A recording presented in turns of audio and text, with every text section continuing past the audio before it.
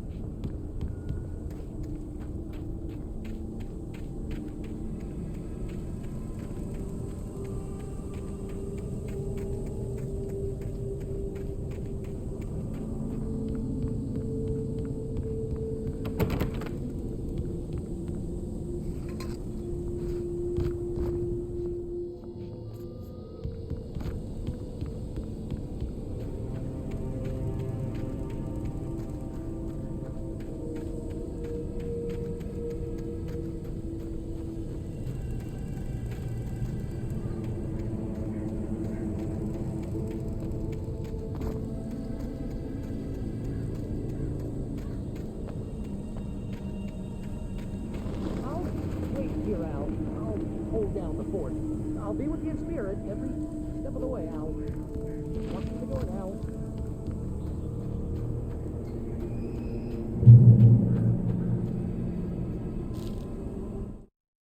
Barry had never gotten along with Alice, but he knew Alan loved her with an almost frightening intensity. And now something had happened to Alice. And here was Al armed with a gun and saying things people got put in padded cells for. It was as if his friend had experienced a massive psychotic episode and was now totally disconnected from reality. It scared the shit out of Barry.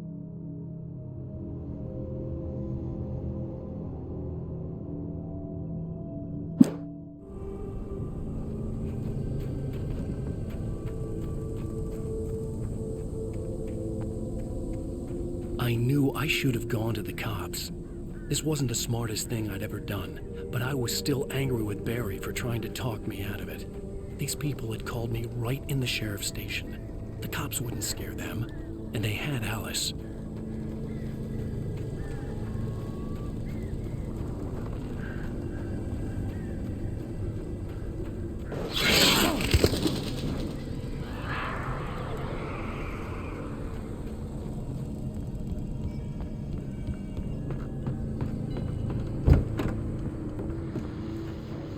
Welcome back to the show, folks. As promised, our very own Dr. Nelson has just parked his rear end in the studio. Doc, what's your Deerfest plan like? My plan? You make it sound a lot more organized than I ever seem to manage.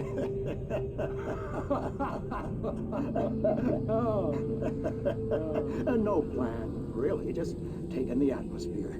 I'm getting a little too rickety to do much more than that, you know. Oh, tell me about it. No sack race for us older gentlemen, huh? Yes, exactly, Pat. But I'm going to check out the parade, of course. And I'll be one of the pie contest judges, too. Well, that takes a different kind of constitution. Oh, yeah. It's my kind of exercise. Now, Doc, seriously, you're in pretty good shape, though. You're the outdoors type. I know for a fact you're an avid fisherman. That's right. Matter of fact, just caught a heck of a largemouth bass early this morning. But you're not taking part in the fishing contest?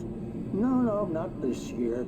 See, Pat, I'm just not that competitive anymore. Now I just like to take my time and enjoy the peace of it. It's no fun if I need to worry about what I'm catching, you know? Well, considering your track record, the participants are probably pretty happy you feel that way. Well, Pat, that's kind of you to say.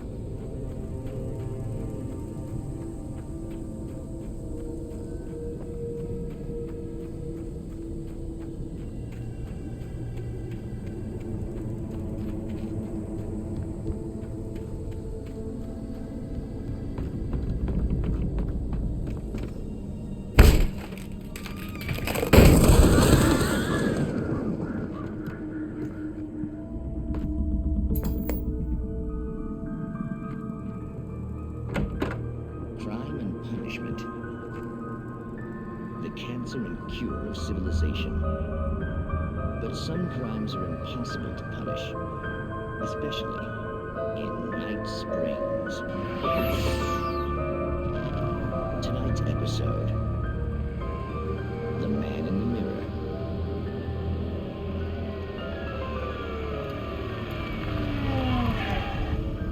He's inside, Agent. He's a weird one. So, you're confessing to killing that guy, huh? Why? Had it coming? Yeah, but why would you do that? I mean, you're a nice guy. Normal. Took a kid to a soccer game. So how come at the game, you pick a guy and, quoting from the arresting officer's report here, assault the victim's head area repeatedly with the weapon of choice being a pair of bare fists? Wow, that sentence really flows, huh?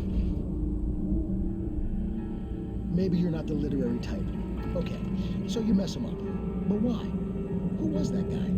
We couldn't ID him. Why would a guy like you do him like that? I didn't like his face. Well, you must have hated it, because you really went to town there. I mean, there's no way to tell what he looked like. No ID on him either. That must be difficult. But then we ran the fingerprints. Got a match. Your prints. Identical. Huh, how about that? Your son said you were wearing a white shirt when you took him to the game. But the white shirt is on the dead guy. It's plenty red now. You won't get away with this. Do you really think that's in any way relevant to me? I had plenty of time to talk to my boy before the cops arrived, you know? He won't stop screaming, am I right? You think he's ever gonna be okay? I left my mark. Believe me. You bastard. What? You gonna shoot me? What's the point? I'm going to prison. You got me. I don't understand any of this. And you never will. Don't worry. Maybe you'll see me again, Agent. Maybe in the mirror.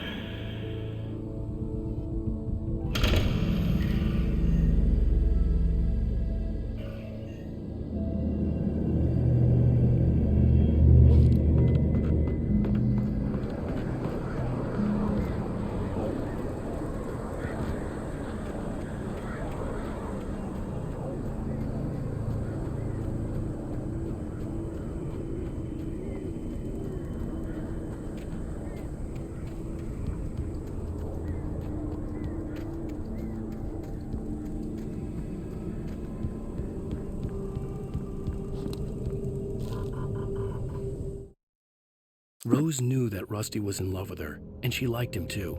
She liked him a lot. He taught her to dance, and life had certainly taught her the value of a man who was gentle. He treated her well, made her smile, made her feel good.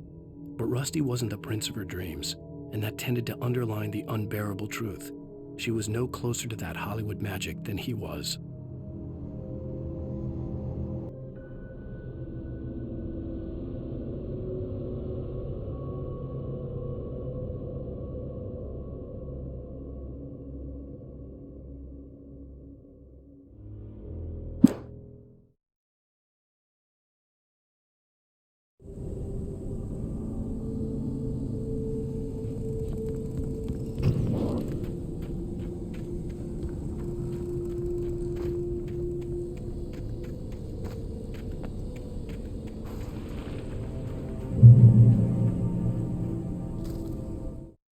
The air in the visitor center was heavy with an awful smell, as if some rotten drowned thing had crawled up from its grave. Rusty kept coughing blood. My eyes were drawn to the twisted shape of his broken leg. The attack had been vicious. Max whined in his cage. Rusty's eyes were wild with fear and terror. He gasped. "Mr. Wake, it happened just the way it was on that page."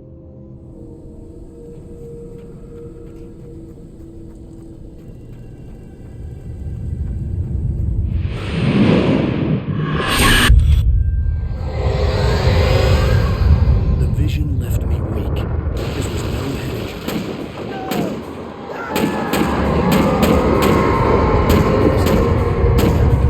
Rusty, hang on! I'm coming! Please, help me!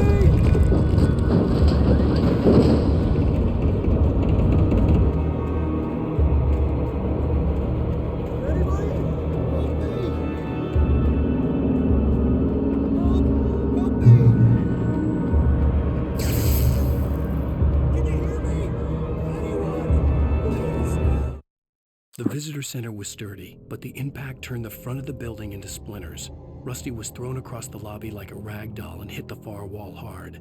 It didn't hurt until he tried to move and saw his leg bend the wrong way, felt the broken rib stabbing him on the inside. Rusty howled in pain and fear, suddenly afraid to die alone. The ranger's office was locked. I'd need a key to get in.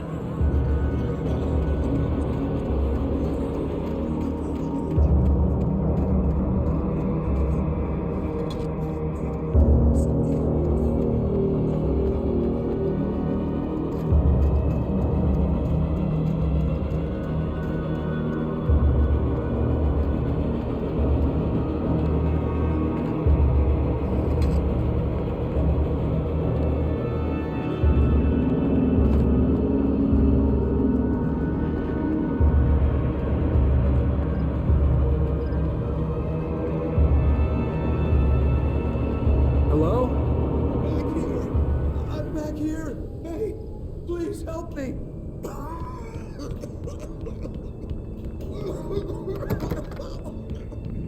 I'm here! I'm hurt!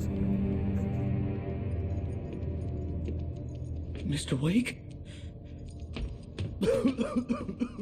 Oh, hell. It happened just the way it was on that page. I found. Came true. It knew. So dark. It'll come back for me. You must... The lights.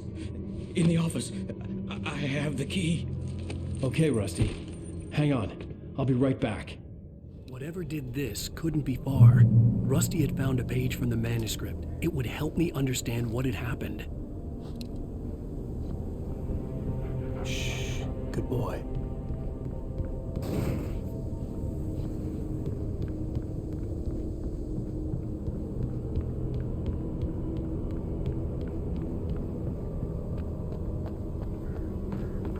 The only way to make sure that Rusty was safe was to get the power running and the lights back on.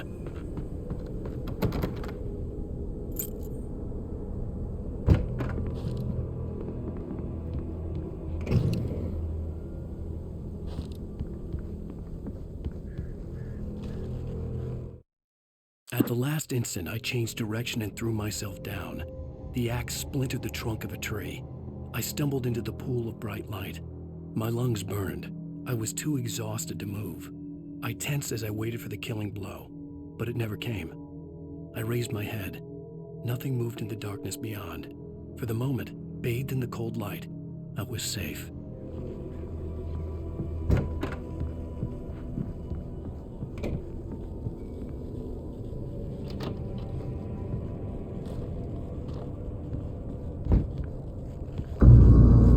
I was too late. Someone had destroyed the circuit breaker. There was no way to get the lights back on.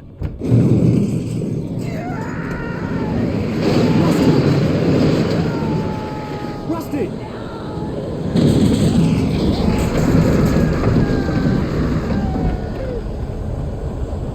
The ground was covered with oily patches that looked like liquid darkness.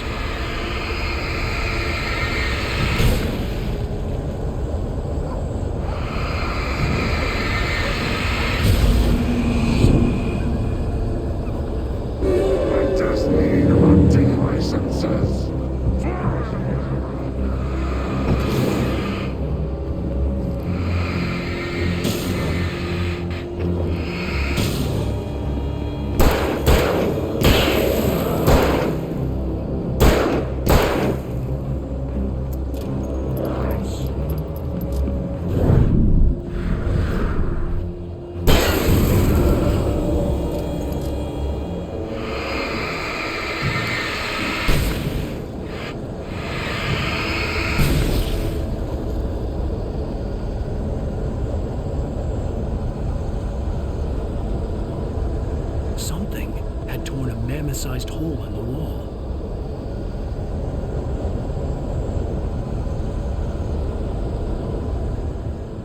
Please don't feed the animals.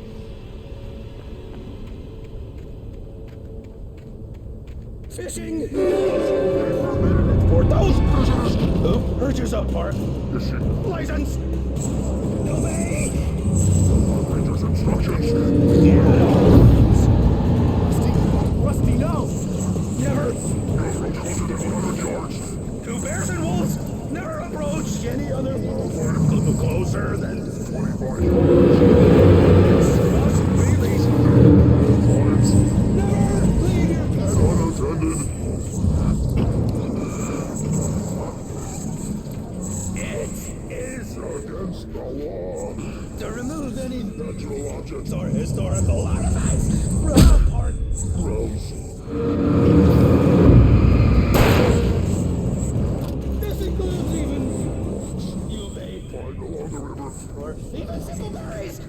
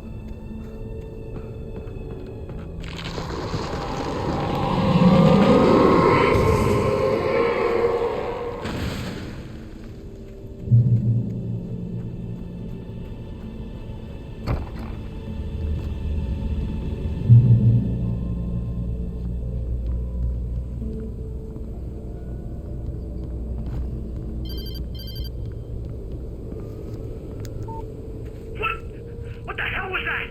I saw from the window. I saw something. Forget about it, Barry. It's just me going crazy. Oh, jeez. Oh, jeez. You're not crazy. I wish you were crazy, but you're not crazy. Ow, be careful. Stay in the cabin. Don't open the door for anyone. I mean it.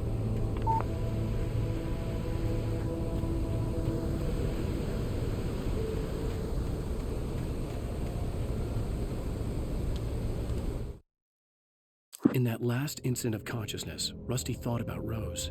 He was older than she was. Rose was barely out of her teens, but she made him feel young and forget what a train wreck his long-dead marriage had been. He still wore the ring. He'd been waiting for her to tell him to take it off. Now she never would.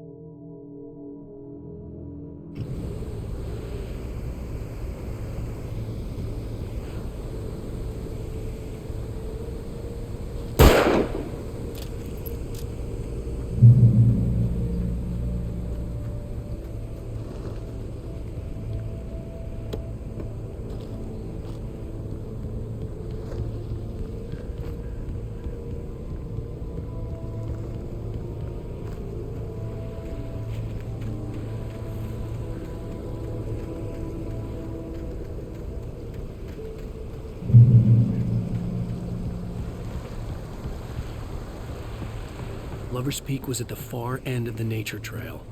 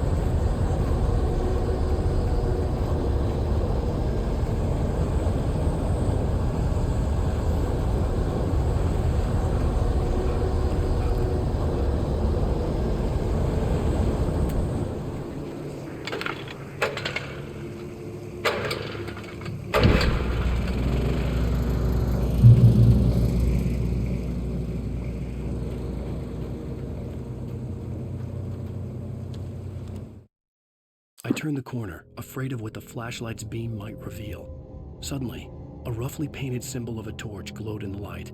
Behind it, hidden by a rock, sat a battered metal trunk.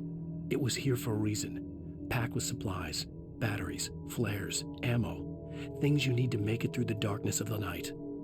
Something left behind by someone who knew what I knew, and more.